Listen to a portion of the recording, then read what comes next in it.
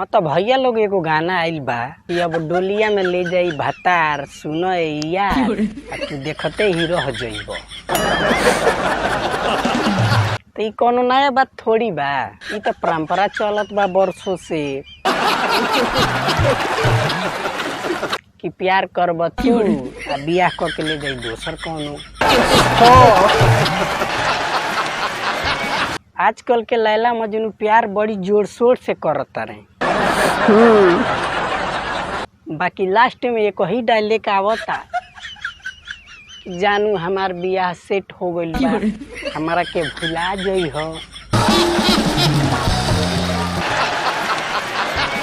अब तहारा से हम ना बतियाई। मजनू के दांत पर दांत लागता, हॉस्पिटल में पानी चढ़ता। इनका लोग के प्यार तो कबो सफले ना होला। ई लोग सपना में खोल बाड़लो कि हम अपना जानू से बियाह करेम। पहले कुछ दिन के बाद जानू खुदे कार्ड लिया के दे दे तारी कि सोना हमार बियाह होता, हमारा घरे न्योता करे चल आई हो। इनकर सोना अपना जानू के बियाह में जाके लोग के पतल चलावता रे, खाना खियावता रे। आजकल के प्यार के गजबे लीला बा ये भाई। जमुना के चक्कर में लोग से कर्जा लेके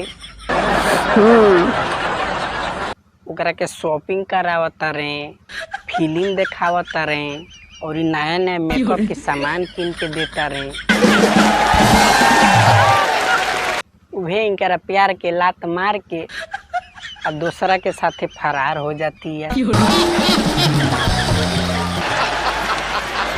अब जानू महाराज के मुड़ी पर इतना कर्जा हो जाता कि सगरी प्यार के बुखार फटाक से उतर जाता। अब सगरी काम धाम छोड़ के, घर दुआर छोड़ के भाग जाता ने दिल्ली कमाए।